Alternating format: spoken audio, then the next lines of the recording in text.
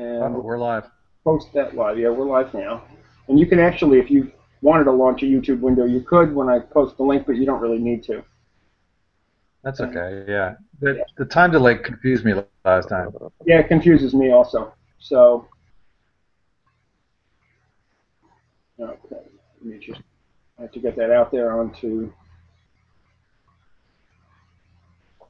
at this point it's actually recording.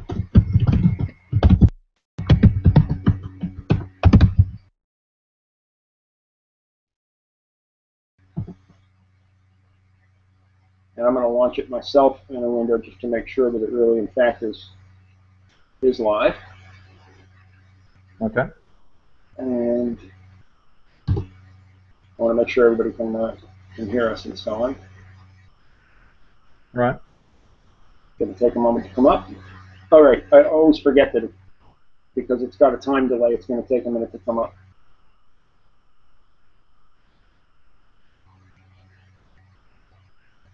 So just stand by for a moment.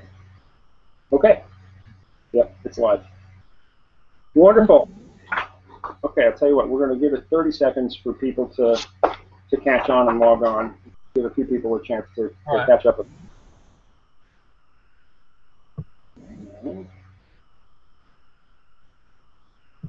Okay.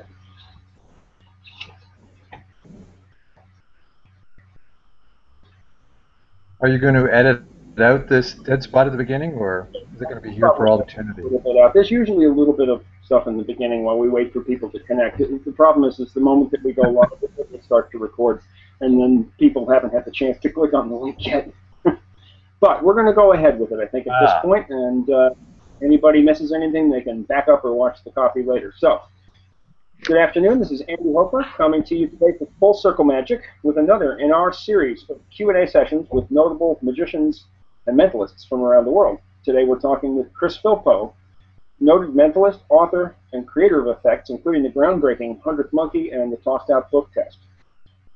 Chris is an award-winning screenwriter and director who lives and works in LA, and he is also a magician and mentalist, specializing in powerful, personal, and meaningful effects, rational readings, and exploring the undiscovered abilities of his audience. He also creates magic effects, which have aired on television and been sought out by performers all over the world. And Chris is a member of the Academy of Magical Arts and a regular contributor to Magic Magazine. So, please, everyone join me in welcoming Chris to Full Circle Magic. Good afternoon, Chris. Hey, Andy, how you doing, man? And everyone else as well. And everyone else too. Right. So, as you know, we've had a list of questions out on the web for a couple of days, and people get to vote on those so that they sort themselves out in order of popularity. So we'll just go ahead and start right at the top of the list. The top question that was voted on was real simple one. How do you select effects for a performance and develop your routines? Yes, that is a simple one. But as you know, we had a little chat earlier. I don't do a lot of performing. My main work is as a writer and director, and magic was kind of a hobby that has started to take over my life lately. But yes, it is something I struggle with daily. Which effects I want to do? Of course, I want to do some of my own effects, but there's so many cool things out there. I've just finished reading Colin McLeod's book, Divine, which is like incredible. And you go through a book that good, and you just want to do every effect in it. But then the full flush sort of wears off after a moment, and you try to figure out what would work well in a nice routine. Still trying to figure out how to put that all together. Okay. Is that helpful at all? No, that's great. That's great. As you said, we spoke a little bit earlier, so I kind of anticipated your response on that one. But I think that's something that all of us are struggling with, most of the time, unless we have a set act that doesn't change over time.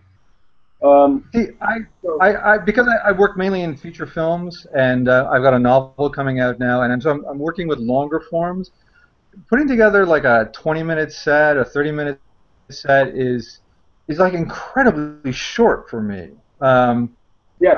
I'm not used to dealing with something that short. And I know a lot of magicians who start out, when you start out in magic, you do tricks. And so building a routine, they're often coming at it from the opposite angle. Oh, how do I put, these tricks together into routine? I'm like how can I shape my ideas so that I can make some sort of cohesive whole and fit it into that time slot, which is so short. Yeah, I come at some things in magic a little different, which I think, sometimes it gives me a different perspective on the art. So hopefully that will help me see things in a slightly different way. No, that totally makes sense. I think that's a situation a lot of mentalists will find themselves up against because you know Mhm. if you're trying to develop something that has a deeper impact on people, and that takes a little time to develop in people's minds. So you can't just snap off a series of effects like magic tricks. I think I'm going to jump around actually a little bit in the list, not necessarily to the most popular, but Sure. we talk about how you got started. Perhaps when did you first get interested in magic and maybe mentalism, and who were some of your what was your first inspiration, if you can remember it, to perform or to do magic? Um, Years ago, when I was a teenager, I was heavily into magic, and I was on a airplane flight going across the country by myself, and somebody had left a Time magazine in the seat slot ahead of me, and it had a article on Doug Henning, who had just broken at the Magic Show on Broadway. And I read about this guy, and it turns out Doug Henning lived in the same town I lived in, Oakville, which is a suburb of Toronto. He was born in the same place where I was born, which was Winnipeg.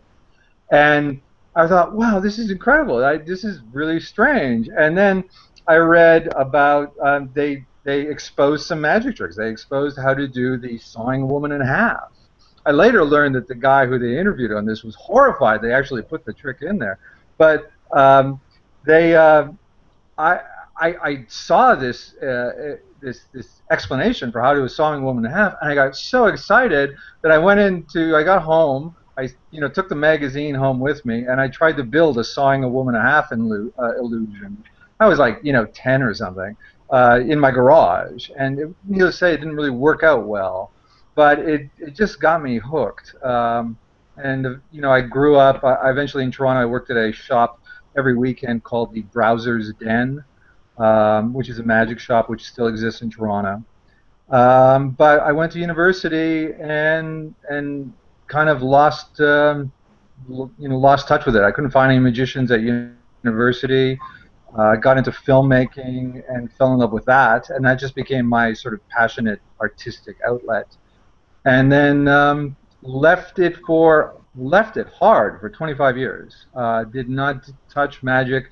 If a uh, if a special was on, a magic special was on television, I would turn the channel. I would go to Vegas and not go see a magic show, as unbelievable as that may sound. And eventually, I moved to LA because of film, and I was killing time before a meeting, and I wandered into Hollywood Magic Shop, and somebody gave me a pass to the castle, and so I went. I went with my wife, and I fell in love with it all over again. I started talking about magic all the time. My manager was saying, "Well, you should write about magic," and so I wrote a pilot about magic and interviewed a bunch of magicians, guys like John Armstrong, Michael Rangel, and some really wonderful magicians, and who are still my friends, and just fell back in love with it again. And that's only 4 or 5 years ago. So I'm in many ways I'm a newbie at this. Did just out of curiosity, did most of your creations of effects come then since that time period, within the last 4 or 5 years? Yeah, yeah, definitely. Um, and it's been I mean, there was a few effects that I came up with back when I was a teenager that I look at now and I go, wow, that's a great trick, and I don't think anyone's come up with it. So I do eventually want to, polish it up and release some of those effects. Some of them, of course, were awful, um, but I've been having kind of a second second childhood with magic, where I've just been on this creative binge. I have, oh, probably 1,000 pages of notes of magic tricks that I would like to, all of them I would like to eventually polish up more. And but I'm sure they're not all worth it. But I just get really excited about. I've just gotten really excited about creating magic tricks right now. Well, if I could have 1/10 of your creativity, I would. Well, I'd pay a lot for it, but I have fun anyway. But that's really amazing that you've been that prolific in only a few years like that. Um, Well, I mean, it's nice. I mean, I feel blessed that I am just sort of a creative person. But I look at some of my friends who are just such natural, effortless entertainers. I mean, I think there's certain gifts you're born with, and there's certain gifts you have to develop. I feel I kind of was born with creativity. I feel I had to develop certain other traits like just being diligent. Like the 100th monkey took a lot of testing, and some of it was painful. It was just doing the same thing and fussing with things, and just so I had to sort of develop that kind of discipline to really see an idea through to the end, and I have to develop myself as a performer. Fortunately, living in Los Angeles and counting among my friends some of the best magical performers in the world, I get to see close up how they do it. But on the other hand, if you screw up doing a magic trick when you're performing for someone like Max Maven, uh, the man does not hold back, and it has made me a better performer. But I remember the first time I performed in front of him, I was literally getting back spasms. I just was so uptight because this is a man I had worshipped when I was a teenager, and here I am. I just found myself in this group performing, and there he was, and I just like seized up and did a terrible performance. And he was beautifully brutal on me, and I have improved as a performer immeasurably from watching and learning from people like him and many other performers here in LA. I, I can't think of any better way to induce a catatonic reaction than to try to perform in front of Max Maven. I'm It's afraid a that, great way to start because if that's where you kind of if that's that was probably my first public performance in 25 or over 25 years for uh, for a crowd of over 5 people. I mean, or 10 people because I before that I was doing it at my kids' birthday parties, and that was it. So and there he was in the crowd offering probably a at least half-hour critique of my performance afterwards. And if you can get through that, man, you can get through anything. Anything else is just easy after that. well, I guess if you survive it, just the fact that he spent that long thinking about it is kind of gratifying in its own right. Oh yeah. Well, no, if I get the opportunity to get notes like that, I go home and write them all down and keep tabs on them and keep in a file labeled Magic Performance. And I reread those notes every once in a while. I go, what people's impressions of the way I come off to them as a performer, because in some ways you can't work around just your physicality, the way you come off as a physical person. You have to, in some sense, embrace, who you are as a person. And so, those kind of notes, even though sometimes they could be harsh, really, that's what I come off like.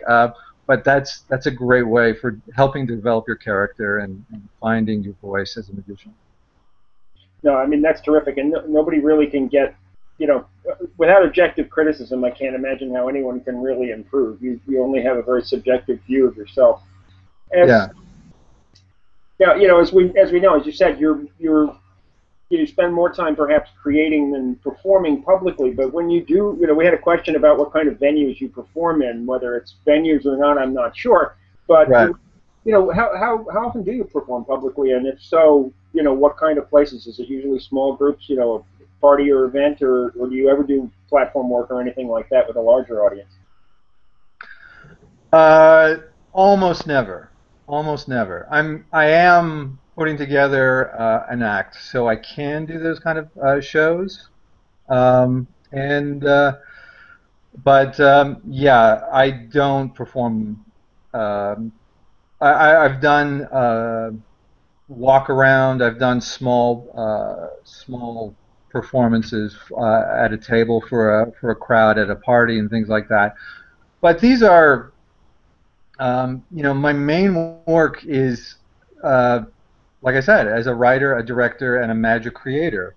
When I first came up with a magic trick, my first effect was incandescent. It was a book test with love poems, and it had the reason I wrote that was because I was reading some book tests and found them very unreadable, which was kind of an uh, odd criticism of book tests, but from my perspective as a writer, that kind of made sense to me. And I thought I wanted to write a book test that you could damn well read it if you wanted to. And so I wrote one of book test. Plus, I thought it was love poetry was a nice angle into it gave an emotional edge. But I did not want to perform it on the video. I sent out, asked a bunch of magicians, would you perform this on my video? And it was very difficult to try to explain that I wasn't really a performer.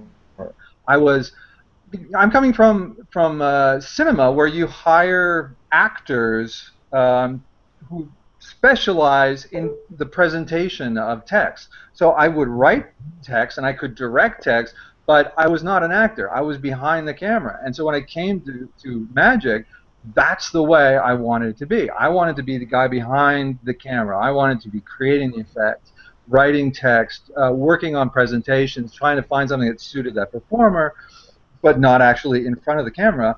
And so I was trying to hire people to do that, and they were going like, and it was just like we were on two different wavelengths. They were not understanding where I was coming from. Wait, you want me to come up with tricks? I go, no, I want you to do my tricks. But it was just kind of a comedy of errors for a while. That's great. That's great. I found out there was no such job as a magic writer. So I'm trying to create, find that little niche where, like I write for Magic Magazine and I create tricks. But I'm a performer of necessity. And strangely, when you have to do sometimes, when you have to do something, sometimes you find some pleasure in it. And I have actually begun to really enjoy performing, but I still would consider myself a newbie. Well, I mean, you seem to do quite well, and I'll tell you that in the question thread that we have in the Facebook group, I've posted a link to your page that has links to 3 videos, including Speechless, Mm-hmm. and 2 other items. I forget what they were, and they were very very good. Like it was an intimate situation in each one, not like it was a big audience or anything, but it came Yeah. across nicely. Another thing that strikes me is, as a creator, I mean, in other performing arts, you have plenty of playwrights who don't act, and you have screenwriters who don't act. So it all makes a lot of sense. The one thing that is interesting, though, is which strikes me as impressive about some of your creations, is there's a lot of talk about about people creating effects and just putting them out there on the market without having them like audience tested. They're not performance tested, so they don't really know if they're practical in the real world. Now, I'm sure you've Right. tested things on audiences many times, and it's maybe not thousands of public performances, but they come across as very powerful effects. All right, I'm going to tell you, I'll have to say I'm a shameless fan. Um, I have a 100th monkey right here. As I've discussed with you before, I'm still working on this one because this isn't one you take lightly. So I'm working on a presentation for that. What I've Thanks, man. also already told you about, and for anybody else listening who hasn't seen my other posts on this subject, I'm a big book test fan. I've used the mother of all book tests a number of times, and I'm going to cover my face here. But the books, these are the books of Chris's tossed out book test, and this is killing people in a very nice way, that is. Every time I perform it, I have from the very first time I performed it, it was one of the strongest book tests I've ever seen, And as you know, as we discussed, it makes a great combination with the mother of all book tests as well. And last but not least, I have a bookmark in a copy of your book right here, which I'm working my way through, Intimate Mysteries, which has a lot of other fascinating things to think about. And a lot of this for me, because I come from a more straightforward, Bob Cassidy, Richard Osterlin background. I have to really think about how to present some of these things. But anything you'd like to say about any of these products is more than welcome today. So, at any rate, we'll work our way through a couple of more of the questions here. And thank you, by the way. That was very nice. You're welcome. You're welcome. Hey, I have to be a shameless fan for a minute here. When you do perform, what are some of your favorite effects to actually perform, even if it's just for a small couple of people? What gets the biggest or most gratifying audience reaction? And maybe, what's the most gratifying thing to you about performing? What's the best moment of it for you? I don't know. I mean, there are a few effects that just get really strong reactions when I do them. There's an effect in Intimate Mysteries called All Tied Up, which is probably the effect I do most often because it's a very intimate piece. It's perfect for a one-on-one situation where you have maybe 3 to 5 minutes, and you don't necessarily want to lead in with pick a card. I mean, it's a card trick where they don't even know it's a card trick until it's almost done. I actually just recorded an instant download on the effect with Steve Valentine, who also does it, and I got an excited phone call from him about several months back. He was reading the book Intimate Mysteries while he was getting his hair done, and the hairdresser says, "Oh, that looks like an interesting book. Intimate Mysteries. What is that about?" And he said, "Oh, it's actually magic tricks. Would you like to see one?" And she said, "Sure." And so as soon as they finished, he was quickly reading through this one I had recommended, All Tied Up, and basically learned it in the chair and performed it on her. And he did it on her, and she broke into tears at the end of it and hugged him, and then immediately said, "Do it on my friend." And then her friend started tearing up, and he was driving home from the hairdresser. Was just like, "Dude, you won't believe it. It was the best reaction." So he was really nice. I just asked him, "Oh, would you give me a quote on it?" And he said, "No, let's come over to my place and we'll film the whole thing together." So he has his own handlings and I have mine. So we put that together, and that'll be coming out next week. I think they may put a link somewhere on the page. Laura was saying she was going to put a link somewhere. So that's one of my favorite effects. Speechless. If you're at a group like a party, speechless is a terrific effect. I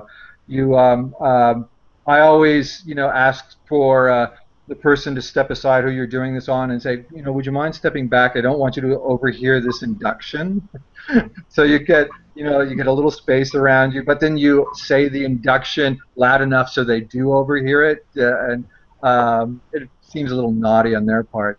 And then you start doing this, and just before, as I'm reaching to take out the cards, I always turn to the people watching and I say, "You're going to want to film this." And they all haul out their phones and they start filming. And then, as I'm doing the effect, I'm one by one taking their phones and filming over the subject's shoulder as they can't read the words. And they will play it back to them later, and they can't believe it. And then I get, people coming up an hour, 2 hours later at a party. They've obviously shown them video of me doing the effect. And they say, can you take away my ability to read? It affects people in strong ways. I really, really enjoy that effect a lot. So, and there's another one I will be releasing soon. It's called Unhypnotized, which is a really pretty effect. And I do a lot, but I probably shouldn't go into it. You have me writing notes down here as we talk on that. The video that you're planning on releasing that you did of All Tied Up, is that going to be just released as a demo video that anyone can download, or are you productizing that separately in some way? It's actually an odd release. Okay. We I had this idea because I have the novel coming out. Here, now I'm going to hold up a book. This is the novel. It's called Yeah, The Death Watch. I was going to ask about that. It's a young adult thriller. So if you like books like Hunger Games, you will probably enjoy this. It but I though I'm kind of known in the screenwriting world in Hollywood and have connections in that, and I'm getting known in the magic world. I'm not really known at all as a novelist, so I'm trying to build up some readership. So I thought, well, um you, if I can get some, do a cross promotion. So I had this idea of releasing the video download for All Tied Up, and I'm basically going to release that for free for anyone who buys a copy of the Death Watch on Amazon and gives it a rating. And you don't have to buy the hard copy. You just have to buy like the instant download. Today it's $3. Some days it's four. But so for $3, and then give it a rating on Amazon, and then you get access to an hour-long video of Steve Valentine and I doing All Tied Up, different handlings, and plus Steve. I don't know if you know Steve, two-time Magic Castle Close-Up Magician of the Year, the current Magic Castle Lecturer of the Year. It's a fabulous teacher. Um, if some of you saw my video for 100th Monkey, I can get tongue-tied at times. He uh, he is we're really good friends and are able to complete each other's sentences really well. Meaning he usually completes mine, but probably once or twice I completed his too. But so I think it's a very good value if you want a very in-depth look at a very powerful effect. Um, you know, $3 is a pretty good deal. Well, just to let you know, I'm interested in that. Even though it's a young adults novel, I mean, Hunger Games was too, but I actually really enjoyed the Hunger Games series. So I just posted a link on the thread to the Amazon page for that book. Oh, thank you. Maybe you'll pick up a couple of sales there, but it sounds interesting. Did I read right on that you co-authored that with your wife? Yes, I originally wrote it as a screenplay. That's my main thing as a screenwriter, and my managers really loved the script, but they were like, this would just be so much better as a novel. This just fits into the whole dystopian future teen lead kind of thing that's doing really well in fiction right now. And they said, if we could release it as a novel first, that would really help us with selling it as a screenplay. So I was like, okay, let's. So I went to my wife, who is a voracious reader. I'm actually very slow reader. It's and she can read so fast, and she writes well, and she's a lawyer, and she's a conference organizer. Con- a conference organizer, so she deals with words constantly, and she writes constantly. But she'd always been wanting to write a novel. So I said, hey, take the screenplay, and you get first crack at turning into a novel. She was like, oh, awesome, and ran with it. And then we started flipping it back and forth. And honestly, I'm virtually positive we did not fight once about this project. We just had no serious disagreements about anything.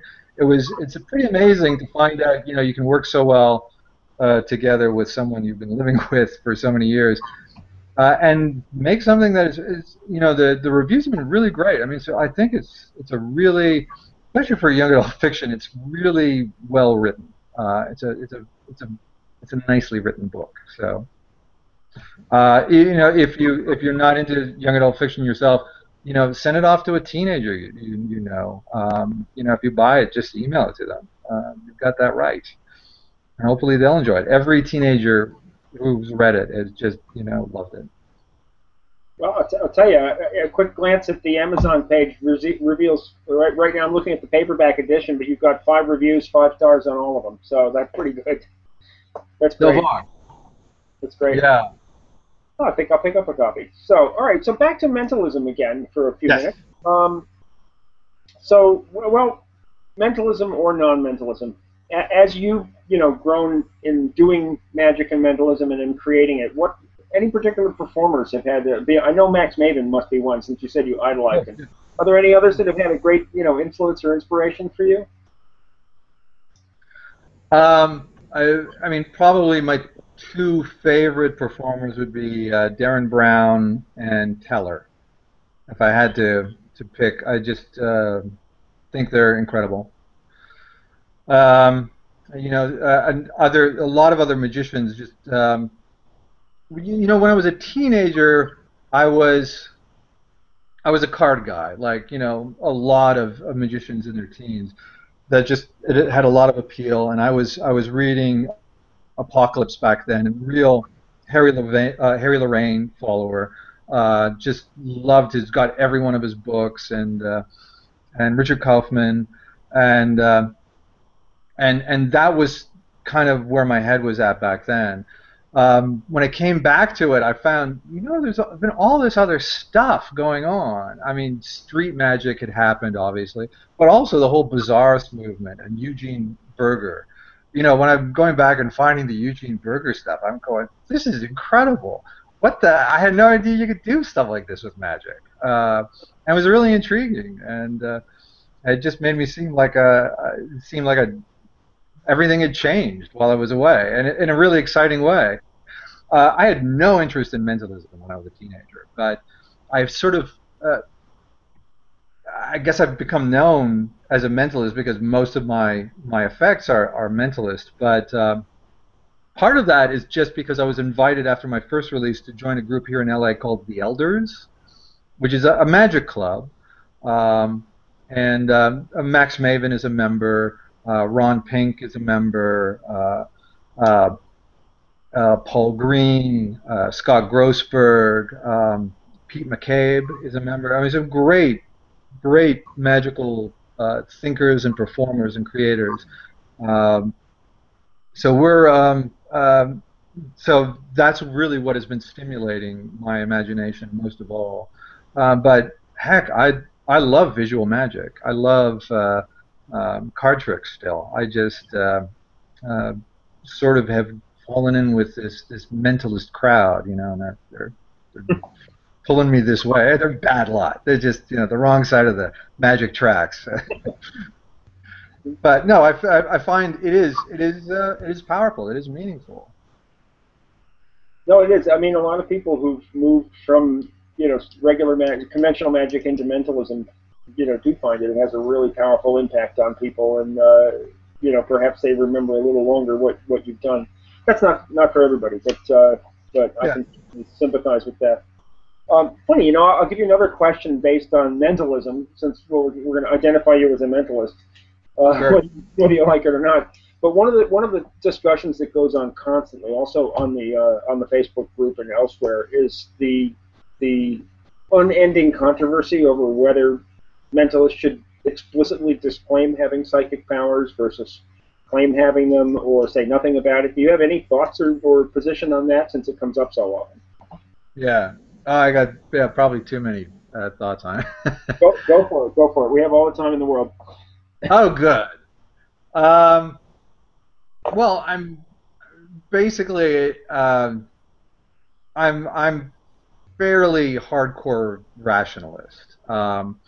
And sometimes I despair of the level of science education. I read yesterday that 31% of Americans don't believe in DNA, and I was like, what? How is that controversial? How can you not believe in DNA?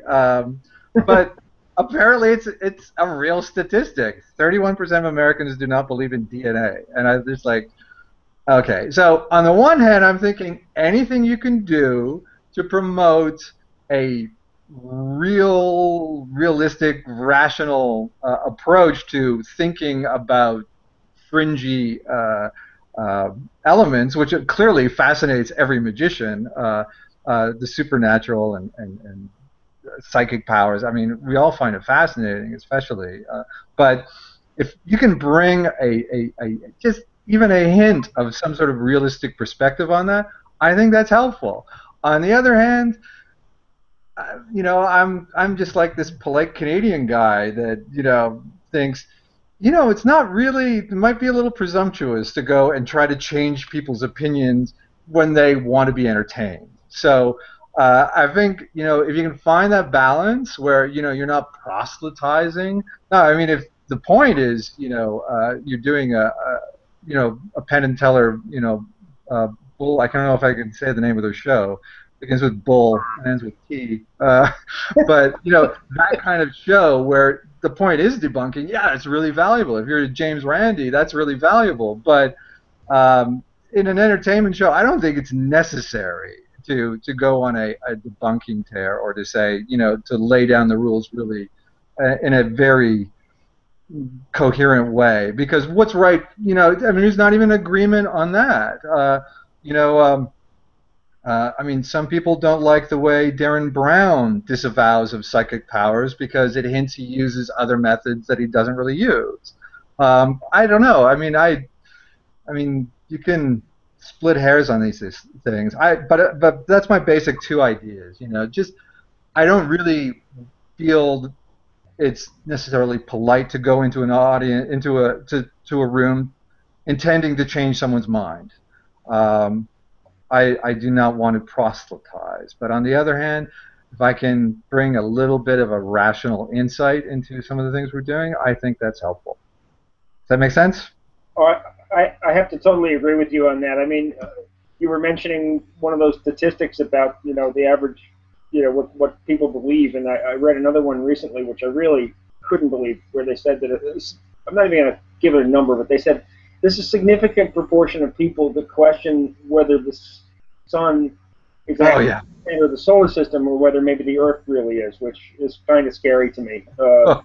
Yeah. But there was a really good quote in one of our long, drawn-out discussions of whether, because we have a wide range of members. We have members who are quite committed that they are involved in the real thing.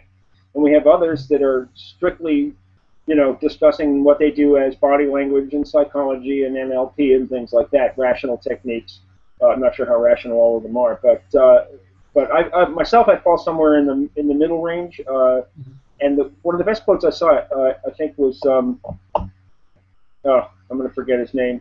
Somebody's going to Ian. What's the one who wrote the cold reading? The cold reading. Ian Rowland? Yeah. Mm-hmm. He came on the thread, in the middle of the thread, and he said the simple way to look at it is what he called the 10-80-10 rule, which is that no matter what you do, 10% of the people are going to be true believers, and even if you disclaim, they're not going to believe your disclaim. They're going to think that you have psychic powers. At the other end of the spectrum, 10% of the people are confirmed skeptics, and no matter what you claim, they're going to be skeptical and look for a rational explanation. The 80% in the middle don't care. They just came to be entertained, and they're going to have a good time and then go home and forget about it and go back to work tomorrow. So why are you wasting miles of space on this Facebook thread arguing your points back and forth? But he was pretty funny about it. He's a pretty I don't mind miles of space on a Facebook thread is when it's in a show. You've got 20 minutes to entertain somebody. You should not be taking a minute to describe this, the limits of your power and stuff like this, which sounds to me is usually pretty dull. I think there's the offense of entertainment value. It probably supersedes all others in this.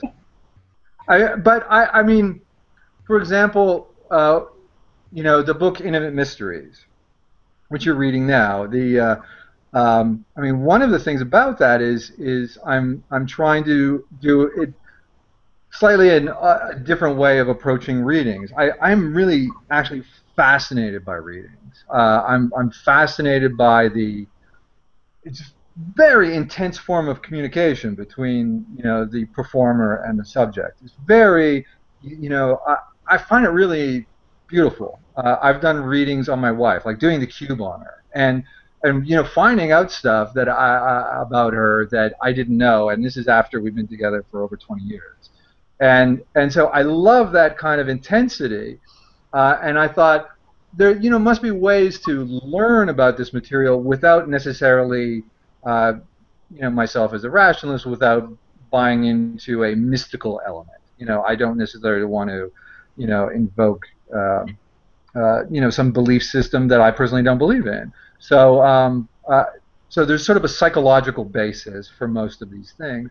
But I mean, I'm certainly count among my friends a number of very excellent readers who do believe in reading, and I try never to do anything that would offend them or they are absolutely entitled to their beliefs, but and I want to learn from them because I think even if you have a distaste for psychic readers and stuff like this, there's still there's a popularity. There's people go to them for a reason, and I think if we can understand those reasons and understand what the power of a reading is, maybe we can play with the form and find a way of dealing with it that doesn't compromise the ideals of someone like myself as a committed rationalist. That make sense? Well, that makes total sense. I mean, I try to remember that even though I may tend to the rationalist side of things, that right. I'm wrong as often as I'm right about things. And what do I know about what makes the universe tick? I could be completely wrong.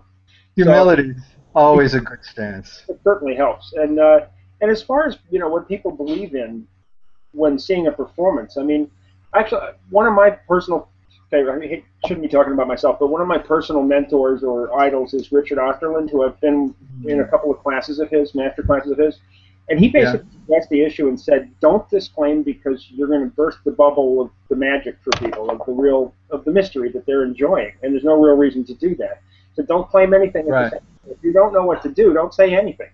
Just let people think what they're going to think, and if they ask you, you can just say, I don't really know myself why it works. I just know that if I do certain things in a certain way, this is the outcome most of the time. And that's been working. That approach has been working very well for me. So people seem to accept that, and then they believe what they walked in believing, which is fine. And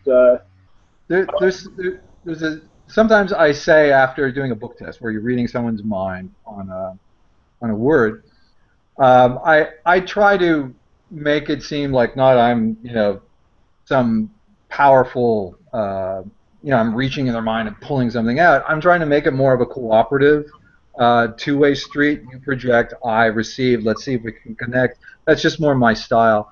And when you're done and when you succeed at that, if you say this simple phrase, it was so clear. That word was so clear. They feel like $1 million. Now, and you're thinking, I don't know if that's a good thing to do. I mean, certainly, I don't know how I even feel about that. If I should say it, but I tell you, they feel great when you tell them that they, have projected. They feel like they did their job, and they glow. They glow. I mean, it's bizarre.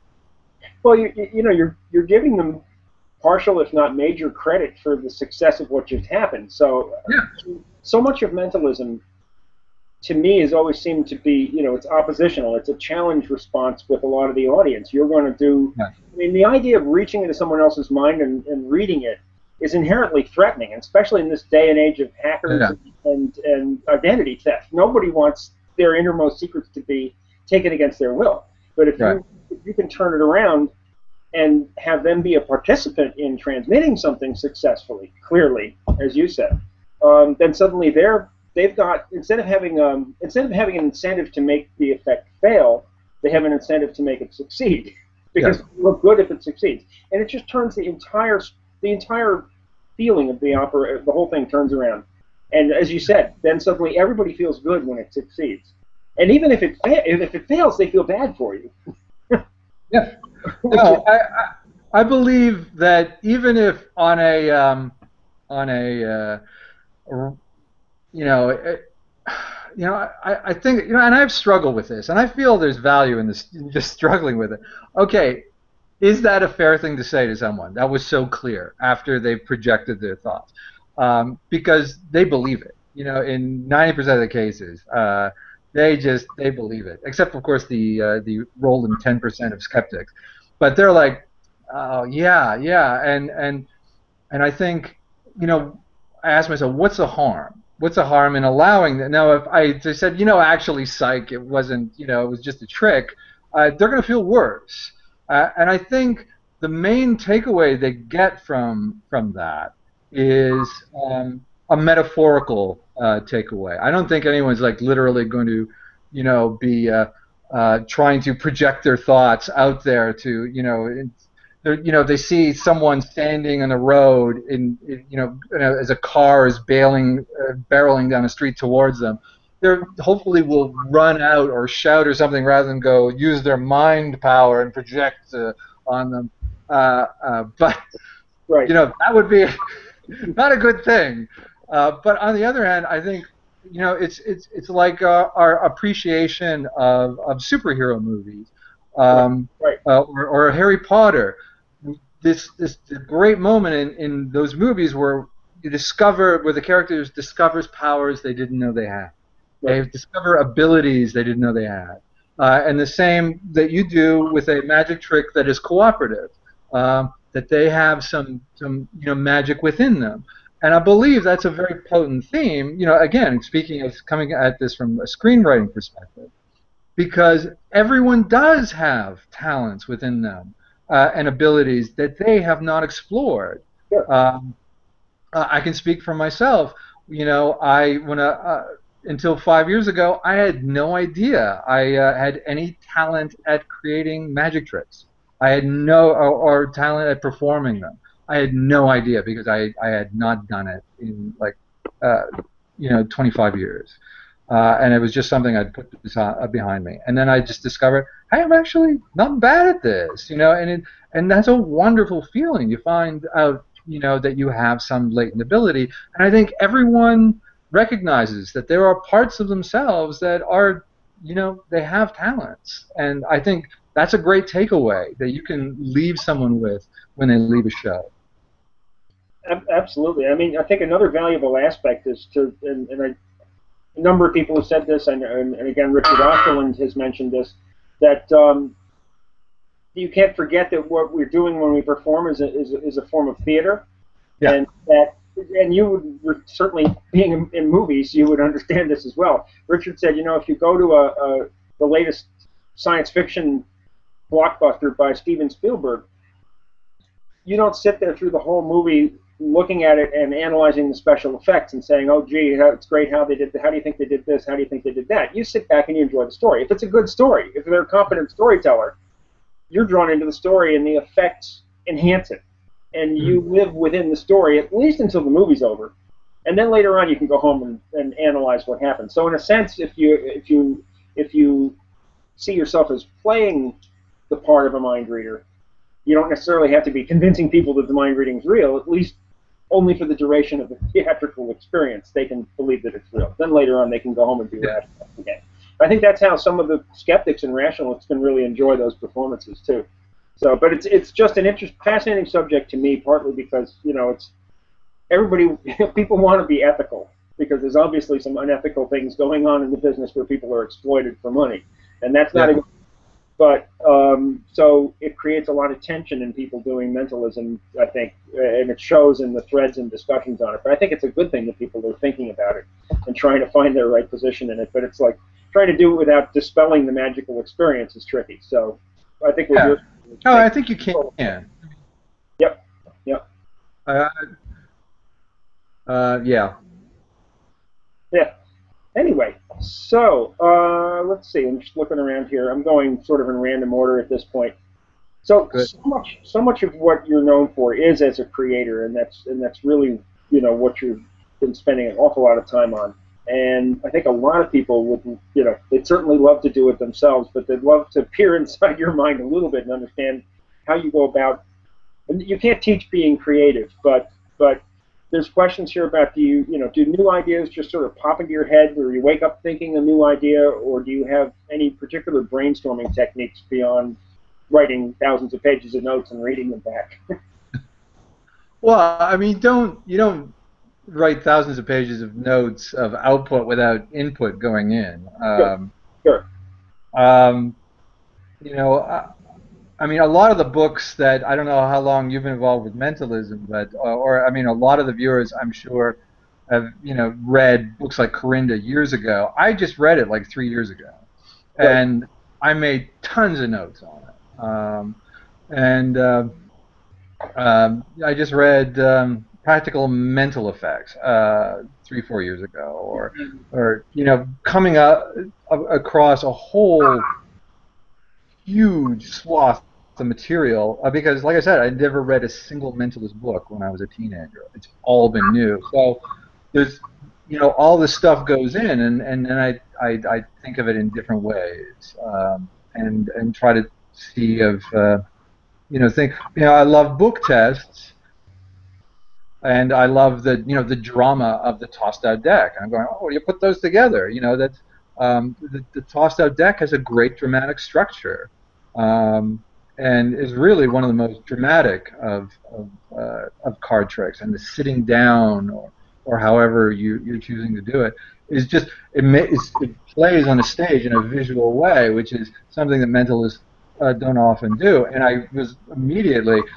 had a vision of how you could do it with like 5 books and have them real books that people would know, but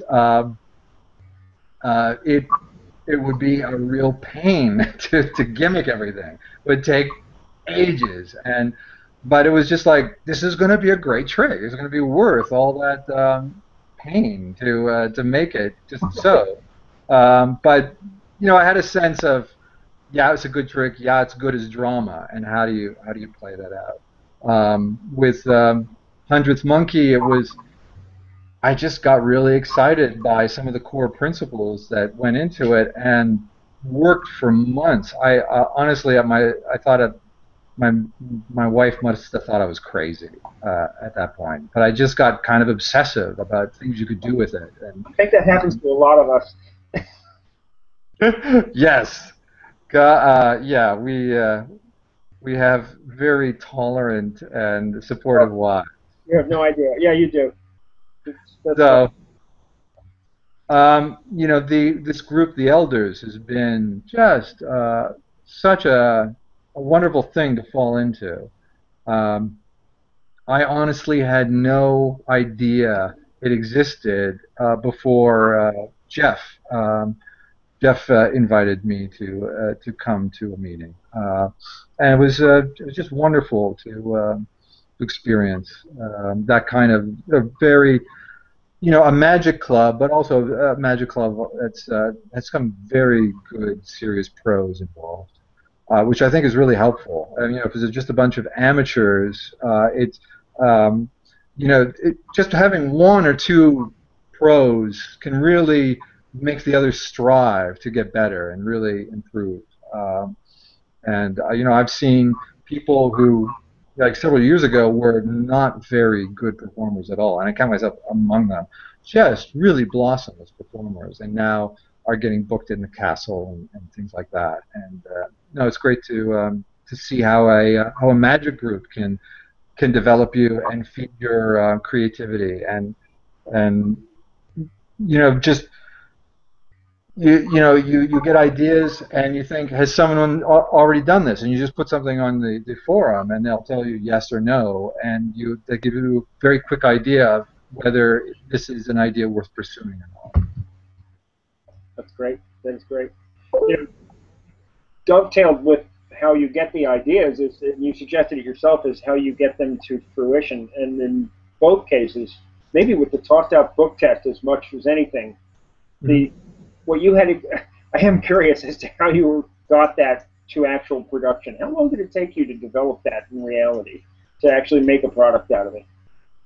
Well, it was quite a while. I mean, I have to say my oldest daughter, Juliana, who's a high school junior was really helpful. You know, we sort of worked out how it was done, and that was like a summer job for her. My daughters are, both going to be involved with, those the cards for 100th Monkey are going to take a long time to do. Like in the multi-language version of 100th Monkey, there were Yeah, I heard. 500 cards in that. Yeah, heard Uh, about.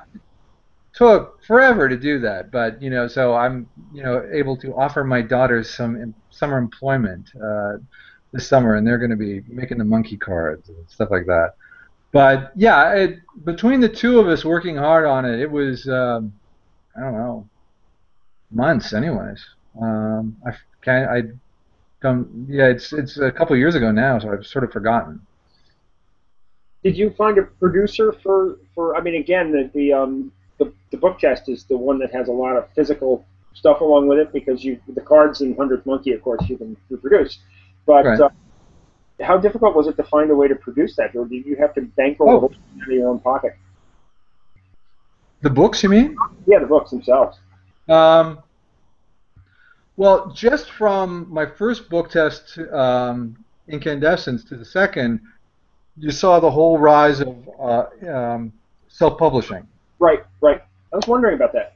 It's just so much easier, which I think is why we see a plethora of book tests on the market right now. It's just so much easier than it was even 5 years ago to do a run of books. Um, But so yeah, I use Lulu. There are places that do it cheaper. I but Lulu gives these sales. Where you get like 30% off or something when they feel like it. You never know. But when they put those sales on, you get really good value. So I stock up then. Right. But yeah, I know some. I can't remember the names of some of the ones that my friends use. I mean, we're in a place now where you can make, if you have an idea for a book test, and you want a book test that only you will have, you can do it. And you can, and this frees you from things like copyright. Now, if you want to do something that uses copyright material, I mean, as long as you're using it yourself and you're not taking it on TV, I'm sure that's not a problem. So you could have like a killer. I mean, this is not legal advice. Don't quote me on this, but I mean certainly something that I've talked about with my friends uh,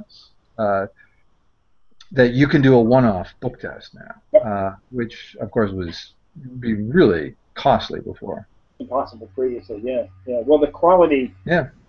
as I mentioned to you, at some point in the past, the quality of the books is just beyond compare. You would never know. You Mm. would never know that they're not the absolutely the real thing. So I mean, they really are the real thing, as far as I'm concerned.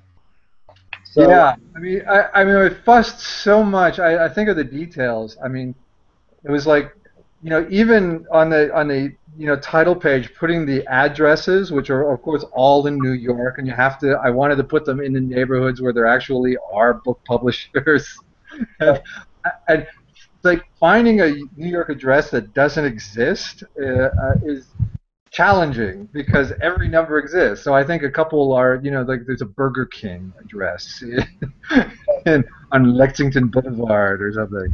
Uh, but in the title pages of that book. But yeah, a lot of ridiculous attention to detail in that book. that's what But that's I'm what's fussy. I was very very impressed with it. Very impressed with it. So let's see. Let me work my way through. There's a few things that have been posted in the live thread here. I'm going to just scroll up and down through it for a little bit here. Okay. And let's see. Okay, here's one. So what outside of magic inspires your work inside magic? If I Hmm. Uh, I mean, I would say primarily cinema, because that's the other great passion of my life. Um, and in terms of my adult life, it has been my primary focus of my life. And I'm just such a lover of movies. world cinema. I'm doing something now with my kids called the 100 Movies, where I was flicking through the channel one day, and on Turner Classic Movies they had um, what was the movie? The Scarlet Empress. Scarlet Empress, which is fabulous, insanely over the top von Sternberg film from the 30s, starring Marlene Dietrich. Just so gorgeous.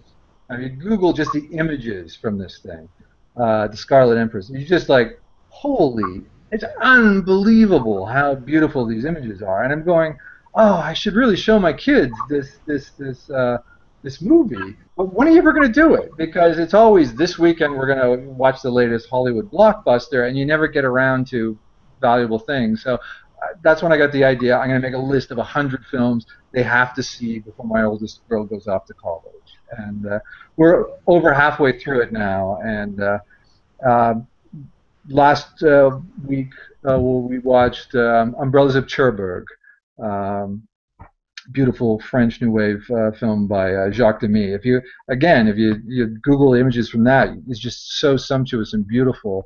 The images from that film, the use of color, and those kind of things, they're part of my aesthetic. They are just so inspiring to me. I did my thesis in film school on Orson Welles. Specifically his Macbeth, and what a absolutely ingenious creator of images, and fabulous writer, fabulous actor, great music in his films. I mean, it was like all around. He just put everything together. So, my earliest ideals of what art could be were shaped by those kind of artists like Orson Welles, who just wanted to do everything and just wanted everything to be amazing. So I want to create things that strive towards that kind of thing. And I think it would be great if, in LA, we're getting some fabulous creators, and you see people strive to create such artworks of magic. Guys like Rob Zabrecki, who is now starting to break outside of LA and getting a lot of international attention, but a genius. Derek and Helder, their show, which went to Broadway last year, Nothing to Hide. I saw it in its earliest incarnation at the Castle.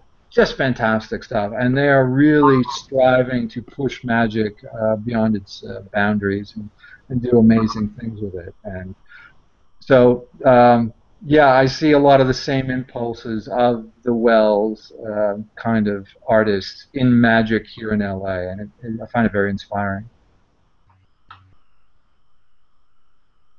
Terrific. I can Not imagine. that everyone has to go that way.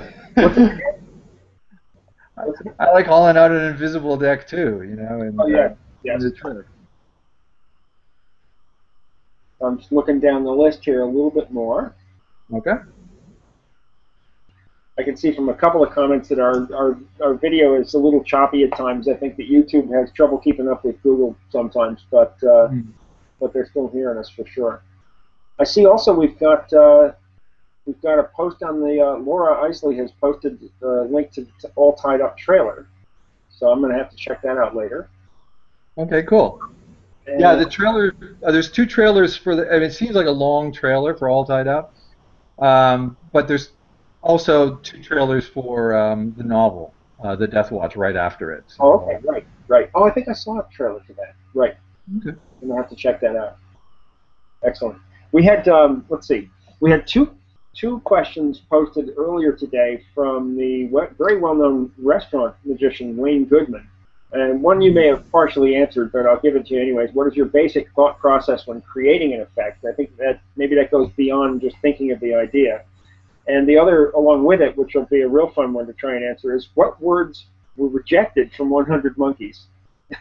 Which I imagine the answer to that might be almost all of them, but you can answer that any way you want. Right. I don't think I've actually ever said this, where I got that list of words I used for Speechless and Hundredth Monkey. Right. That word, I Googled words that are frequently misspelled or mispronounced, That's and great. and I got a list of some words and picked some of a nice size, and uh, so that's how I settled on some of those things. I'm uh, uh, what going through the creative process. I think one of the things when you get an idea, I always allow myself the time to write it down Right. because there's nothing, even if I have something else to do, and I frequently do have something else to do, if an idea to me is a very um, special thing, and ideas always come first. If I get an idea, I I I take the time to write it down, even if it means I'm late for a meeting or if I should be working on I'm working on the Book of Monkeys right now. If I have an idea, a performance idea, or I have an idea for another trick or I'm working with some other magicians, and I have an idea for a trick that would be good for them. Um, when you get the idea, allow yourself the moment to write it down because uh, that I find there is that brief window where it's going to spread outward, and that one idea is just going to go and it's going to join with other ideas, and it's just better when you do it fresh. If you come back to it later, sometimes you can't remember it. If you leave it for the day, even if you leave it for an hour, then it gets shoved aside, and then it's gone. So always seize seize the idea. Actually, what you mentioned in that, because I have a tendency to have ideas either, at midnight, laying in bed reading a book or something like that, or first thing in the morning when I'm Right. not up yet. But I find that having a tablet or a smartphone laying next to the bed, or when I'm out someplace waiting on a line somewhere, and I suddenly something comes into my head, I just Right. email myself a quick sentence, Yeah. just enough of a trigger to bring me back the thread of what the heck was it I was thinking of yesterday. Yeah. But not easy to remember. And you got this window of like 24 hours or so where it's a good time to develop it. But yeah, I'll be at the castle and I'll get an idea watching a show and oh, wouldn't it be cool if this happened? And good thing about the castle is there's always lineups for the next show, so I can be there writing it out. That's And great. That's great. I mean, I find myself, I have a window of about 2.5 minutes before I forget the idea completely. So if I don't at least write a note, not develop it, but write some kind of trigger, like a bullet item, I'll never remember it the next day. oh yeah, yeah, The Book of Monkeys, that's a book you're working on that's related to 100th Monkey? yeah, yeah. Is This is that, actually um, This is actually an idea that came to me from a suggestion by Richard Osterland, actually. Um, Osterland said, now that this method is out there, other people are going to be coming up with ideas with it, and um, you should get all your ideas out there, even if they're not all finished and ready to totally market. And so I thought, oh, well, I should write a book and write it fairly quickly and just publish this book. But because I won't have the time to make all the artwork for the effects in this book, I'll just do it as a limited edition. And Murphy's were totally into it. So we're doing like a run of 99 copies, and then they wanted it leather bound and signed and numbered. So it's going to be actually a fairly expensive book. But my problem is I keep on coming up with new ideas for it, which is great. But on the other hand, it's slowing it down. I wanted to have this out in February, and here we are, almost June, and I'm still having trouble finishing it off and I'm working on it full time now. right. And my managers are like, where's the screenplay you promised? And they're like, yeah, sorry. So, but It's going to be some really cool things there. I slipped a couple. I'm not going to say what they are, but I slipped a couple to you yesterday. Just to Right, right. show you a couple ideas I'm My working lips, with. my lips are sealed. But I will go on record here as pre-ordering 99 copies, so you can lower that to 98. Uh-oh. So I think I may have somebody else entering a comment the same way on the site right now. But no, I'd be fascinated by anything that dovetails with this idea. As I Well, said, it takes a lot of thought to work with it, but it's an awesome concept. thank you. I mean, the 100th Monkey is the original release is basically 3 effects, and I've got over 60 Yeah, in the book. right. Some fully scripted, elaborate theatrical pieces. Some very, like very sparse and barely more than sketches. But it's kind of and very broadly based and kind of some from classic mentalist effects, which you know. Uh, I'm finding you can apply it to some of the great mentalist plots, and it works really in some pretty interesting ways. And then it also allows some really new plots, which I just didn't see coming. And I go, wow, this is really cool. Um, and next time, the next release, which will probably be the 200th Monkey, which I'm aiming to have out in July, The two I will actually include a couple card tricks. the 200th monkey. I love it. I love it. Okay. Well, believe me, there's a lot of people going to be keeping a close eye on this. I mean, just the 100th monkey alone, you have to feel very gratified that so many mentalists who've been in the business for decades defined it, described it as maybe one of the first actual new techniques to come out in as long as they can remember. Because most of everything else is clever recombinations of existing known principles that have been around for 60, 70 years or something. Yeah. So this was one which really broke ground in a lot of new ways, and I think that's why it sparked so many people's imaginations. So, Richard probably gave you a good piece of advice there about getting Oh, out quickly. well, yeah. I mean, Richard is, we've talked about him as a performer and as a creator, but he's also very savvy marketer of his works, But and he's built up a terrific business, and he's really doing it for himself and going out alone, and I'd really admire him and on any number of levels. Yeah, Richard's incredible. he is he's an awesome person. Talking about marketing, we had a question about how you market yourself in here too. With so many titles, director, screenwriter, magician, and mentalist, how do you market yourself? That's a big question, isn't it? It depends who I'm marketing it to. Yes. Um, I don't know. I mean, I, I seem to. I mean, in LA, there's this little pocket of people who are into both magic and film, and there's some very you regularly see film people at the Magic Castle. There are some great people working in magic who also do like stunt work or actors. My friend Steve Valentine, who I talked about before, is a phenomenal actor. He's a terrific writer. We're working on a screenplay together. We did this download together. We've brainstormed for magic tricks together.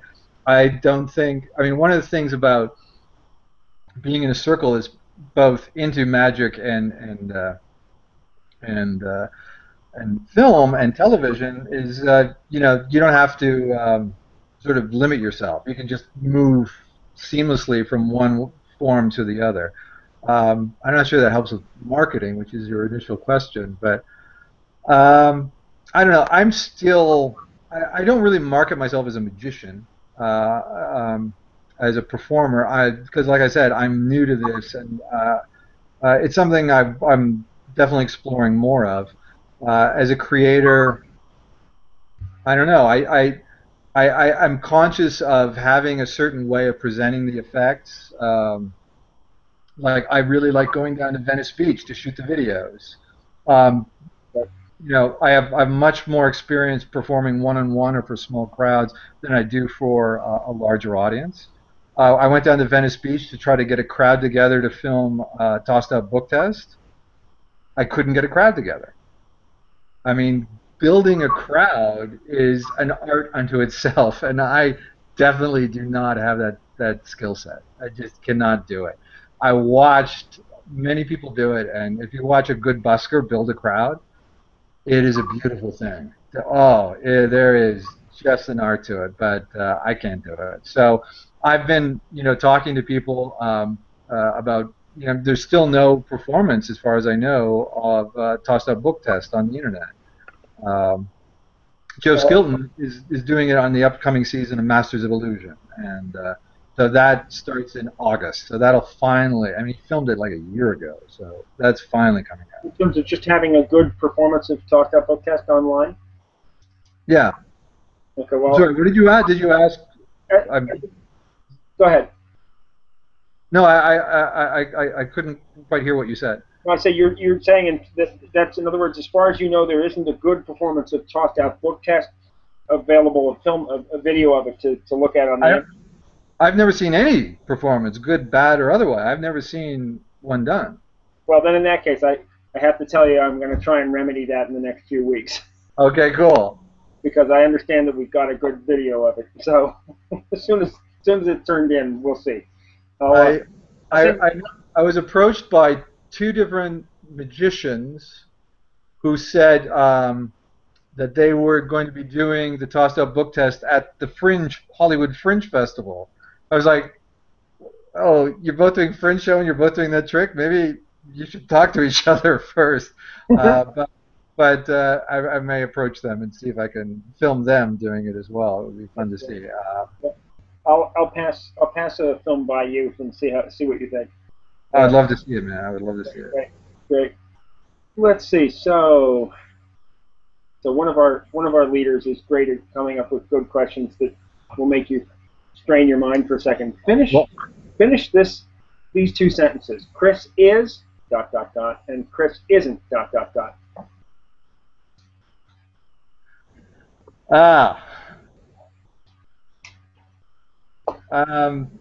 comes to mind on the topics we've been discussing is Chris is comfortable creating. Chris is not comfortable performing. Right. I would have answered that probably a year ago. I would probably have answered it differently. I probably would have said Chris is a creator. Chris is not a performer. But I am no longer going to say that because I am working.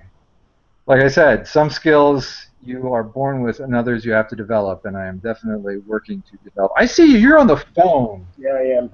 I know. They can't see me, so you're not supposed to say that. Oh, he really is.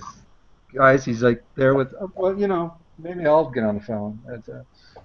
So when it's my wife calling on her way home from work, I have to at least answer it for a second so she understands and remembers that we're interviewing right now. You want to check to see if you got eggs? No. We're good. We're all good. Good. Okay, good. Just on the way home. So let me think here. Let's go down the list here and see if we've got most of the things answered. This is really terrific. I've been lucky enough to meet a set of people who were mentalists and creators over the last couple of years, and occasionally sit down for a little while, but never for this extended period to have a great conversation like this. This is wonderful. This is a lot of fun, Andy. I'm really enjoying it. This is terrific. I have another question about books here and how books fueled your love of mentalism or magic. And I know we talked a little bit about some books before, but we have so many questions about what kind of books should I look at or read if I want to get into mentalism especially.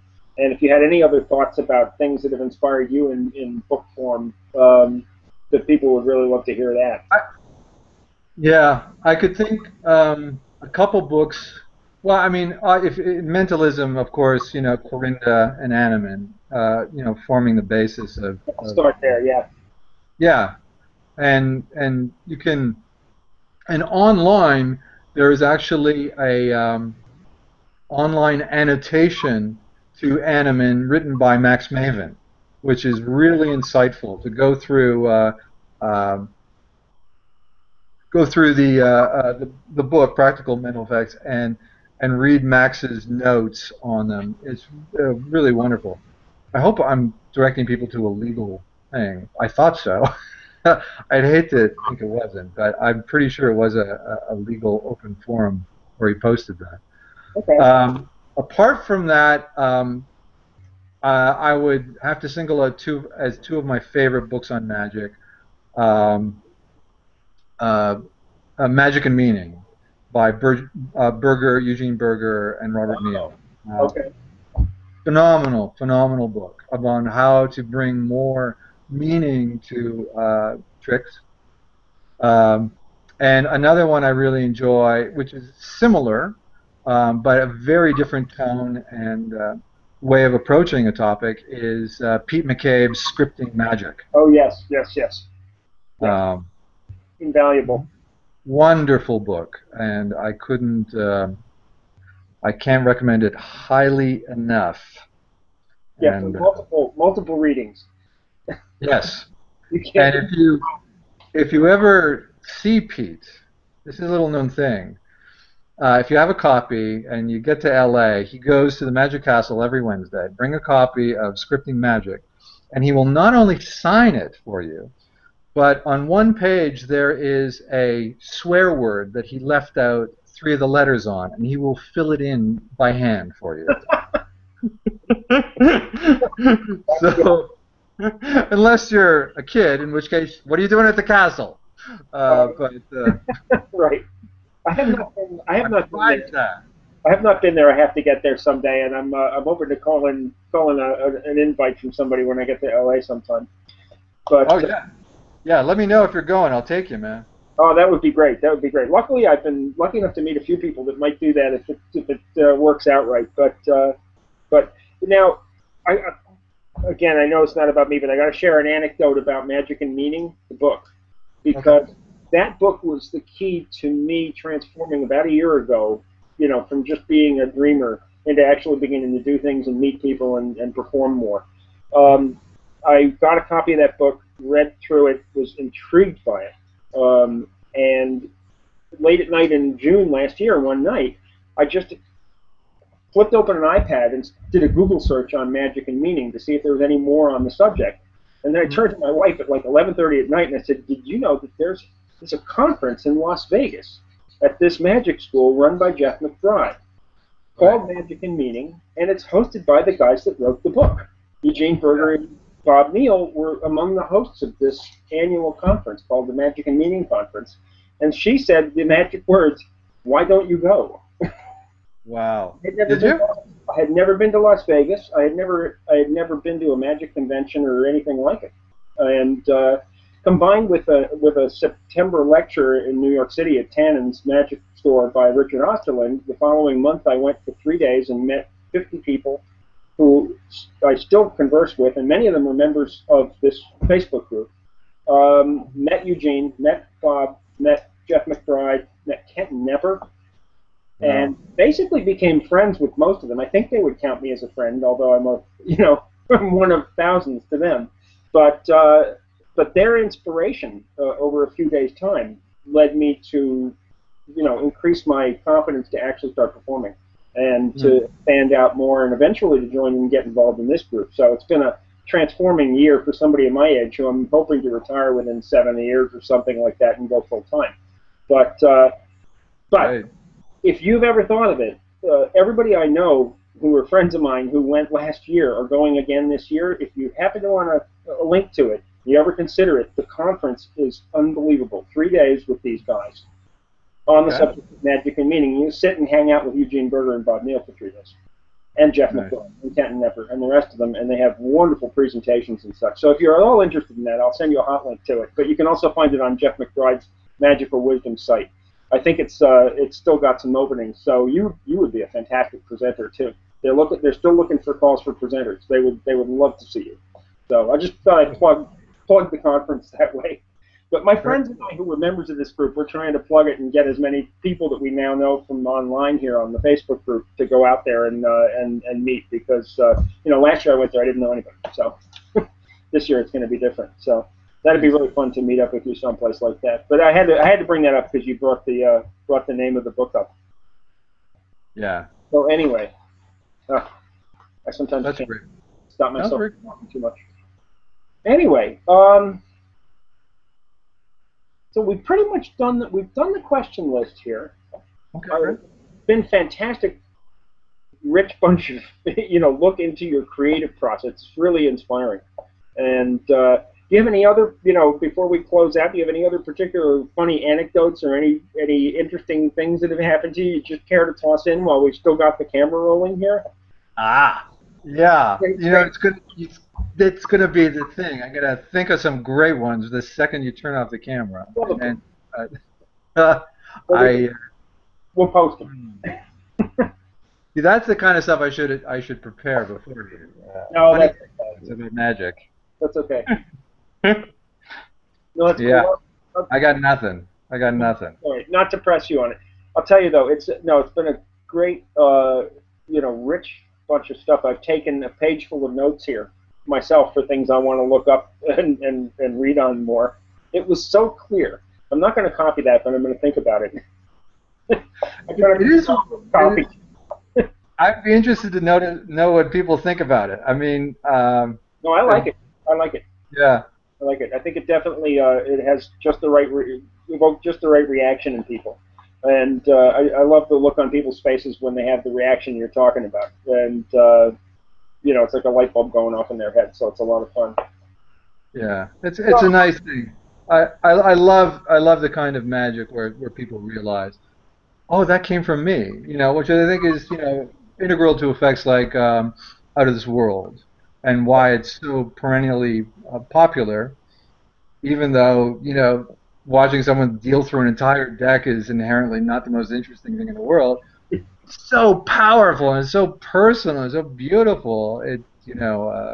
I use that one regularly. I do Out of This World in front of 60 people. With the person sitting at a table in front of the room. And I don't say much while they're dealing. I just encourage them to use their intuition. And at the end of it, the reveal is just devastating to the entire room.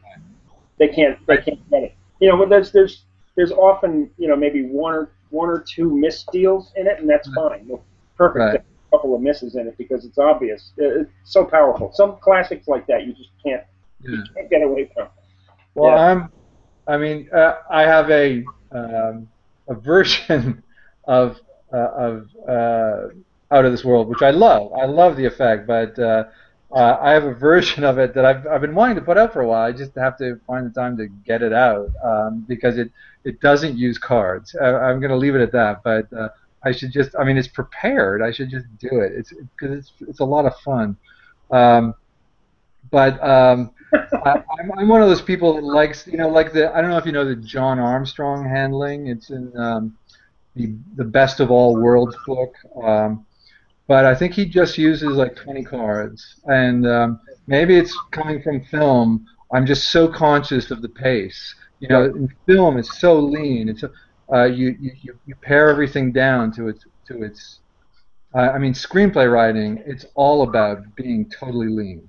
Right. And you don't say anything twice that you can say once. And you don't say anything once that you can show. And so that's another thing I take to with cinema. My own aesthetic is I don't want to see more than 20 cards dealt. And I think that's the John Armstrong handling works very well for me because he deals with 20 cards. And that's I know it's more impressive with a larger number, but there also you have to deal with more repetition. So you got to make those trade-offs, and it all depends on the pace of your show. What kind of pace do you have in your show? Exactly. I mean, if you can get the right level of suspense up, I think if it works right, even 52 cards, I think it can build. But it has to be It has to be a completely silent room with everyone laser focused on what's going on. Because if people pretend wondering, then it's not going to work. But then I've always like an open prediction. You're dealing out the cards, put one aside, and you deal them all out. I mean, that too often it isn't like, oh my God, it's still not there, it's still not there, kind of moment. But if you can get that, it's incredibly powerful. You Yeah. know, anticipation, suspense. You I'm know, always amazed at how the masters at this can keep people's attention for such a small effect in some ways. I mean, we saw Max Maven live 2 years ago, and in a 2-hour show, at the end of it, we were amazed. He was great. He was riveting. And at the end of it, I'm like counting on my fingers, and I'm going like, did we just watch a show for 2 hours where he did 6 effects or something like that? And it's like, but only he could get away with it. or you see him lecture, and he can lecture for for ages, and you're just and his tangents.